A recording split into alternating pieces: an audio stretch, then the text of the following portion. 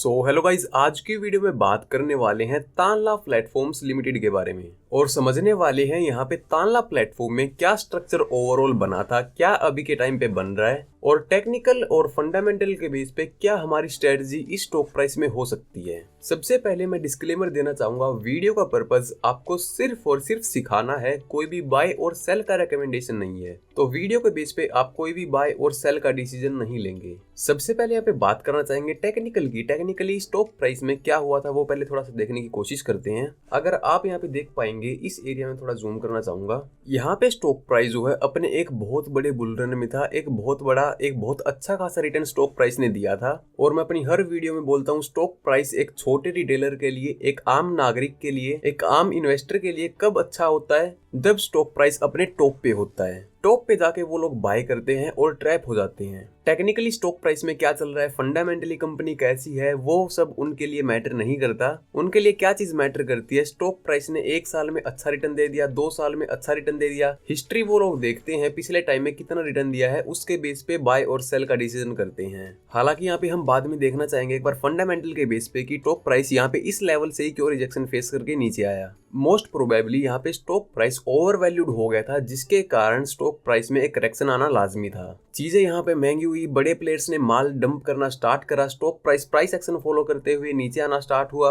और रिटेलर यहाँ पे ट्रैप होना स्टार्ट हो गए। टू बी प्रिसाइज अगर मैं यहाँ पे बताना चाहूँ तो आपको स्टॉक प्राइस अपने टॉप से ऑलमोस्ट 75% यहाँ पे डाउन आ चुका था। और मैं आपको बोलता हूँ बार बार, स्टॉक प्राइस में टेक्निकली क्या चल रहा है, एक बहुत अच्छा टूल है फॉलिंग वेज, वो मैं आपको बताने की कई बार कोशिश करता हूँ। क्या वो चीज यहाँ पे काम कर रही है या फिर नहीं कर रही है, वो देखने की कोशिश करते हैं। सबसे पहले फॉलिंग वेज यहाँ पे ड्रॉ कर लेते हैं। फॉलिंग वेज कैसे ड्रॉ करते हैं, आपको टॉप पकड़कर, मतलब स्टॉक प्राइस का जो टॉप है उसको पकड़कर एक ट्रेंड लाइन ड्रॉ करनी है, जहाँ पे आपको मल्टीपल रेजिस्टेंस के पॉइंट मिल जाएं। और वैसे ही आपको एक स्पोर्ट वाली ट्रेंड लाइन भी ड्रॉ कर लेनी है। पॉइंट्स 2 या फिर 2 से ज्यादा होने चाहिए। यहाँ पे 1 2 3 4 रेजिस्टेंस के पॉइंट है, 1 2 3 4 5 6 7 यहाँ पे स्पोर्ट के पॉइंट है। और फॉलिंग वेज क्या बोलता है, जहाँ पे ये दोनों ट्रेंड लाइन आपस में एक दूसरे को काटती हैं, उसके पहले स्टॉक प्राइस ब्रेकआउट देता है, जिसका ये मतलब है कि स्टॉक प्राइस में फर्दर गिरावट नहीं होगी। स्टॉक प्राइस में या तो एक बहुत बड़ी रैली आ सकती है या फिर स्टॉक प्राइस कुछ टाइम के लिए कंसोलिडेट कर सकता है। यहाँ पे देखने की कोशिश करते हैं क्या हुआ है। स्टॉक प्राइस ने फॉलिंग वेज बनाया, ब्रेकआउट यहाँ पे दिया, लेकिन उसके बाद भी जो है स्टॉक प्राइस में एक गिरावट देखने को मिली।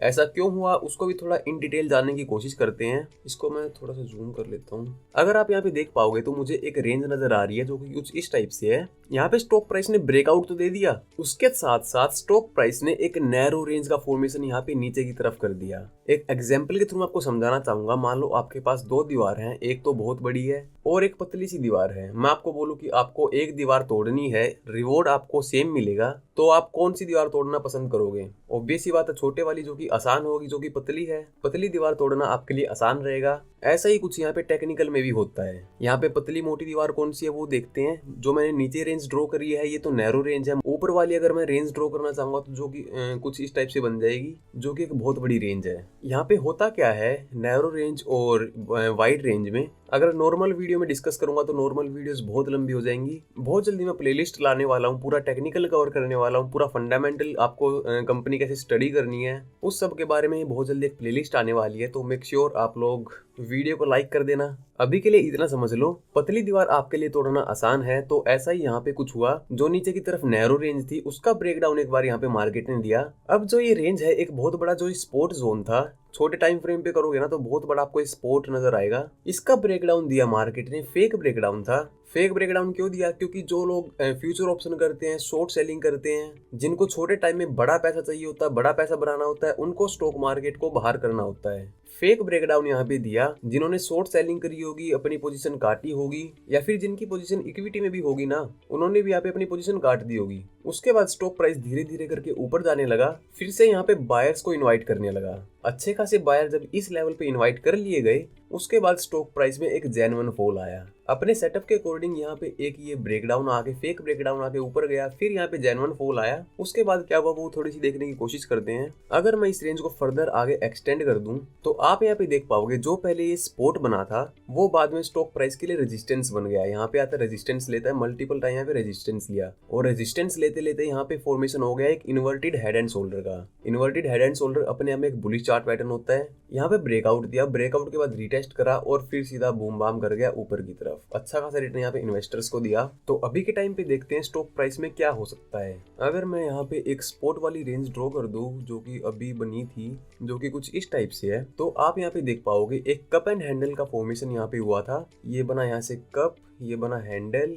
एक्चुअली ये इन्वर्टेड कप एंड हैंडल है जो कि अपने आप में एक बियरिश चार्ट पैटर्न है। बाद में हुआ क्या, इसका ब्रेकडाउन यहाँ पे आया, ब्रेकडाउन आने के बाद रीटेस्ट करा, उसके बाद डायरेक्ट नीचे जा रहा है। इसका मतलब है कि जो ये कप एंड हैंडल का फॉर्मेशन यहाँ पे बना है उसको फॉलो करते हुए मार्केट और नीचे जा सकता है। अभी के लिए मैं स्टॉक प्राइस में इंटरेस्टेड नहीं रहूंगा। क्यों नहीं रहूंगा और क्यों हो सकता था, मैं थोड़ा सा जूम करना चाहूंगा मैं एक बार फिर से आपको समझाने के लिए। अगर आप यहाँ पे देख पाएंगे तो जो ब्रेकडाउन यहाँ पे आया है मार्केट का, यहाँ पे ब्रेकडाउन आया, रीटेस्ट करा, फिर से नीचे गया, थोड़ा सा बाउंस बैक करने की कोशिश तो हुई, लेकिन यहाँ पे सेलिंग की कैंडल देखिए कितनी बड़ी बड़ी सेलिंग की कैंडल्स बन रही हैं एज कम्पेयर टू बाइंग की कैंडल्स। बाइंग यहाँ पे वीक है तो सेलर्स यहाँ पे बहुत ज्यादा हावी हैं। अगर स्टॉक प्राइस यहाँ पे ये चार्ट पैटर्न बना देता जो कि कुछ इस टाइप से बनता है, एक डब्ल्यू टाइप का पैटर्न, अगर स्टॉक प्राइस यहाँ तक कवर अप कर लेता ना तो फिर से हमारे लिए एक इसमें अपॉर्चुनिटी हो जाती, डब्ल्यू पैटर्न यहाँ पे बन जाता, उसके बाद ही कोई ना कोई डिसीजन लिया जा सकता था। लेकिन अभी के टाइम पे ज्यादा चांसेस मुझे इसके नीचे जाने के ही लग रहे हैं। अगेन रिपीट करना चाहूंगा, ये मेरा खुद का एनालिसिस है, इसके बेस पे आप कोई भी ट्रेड नहीं करेंगे।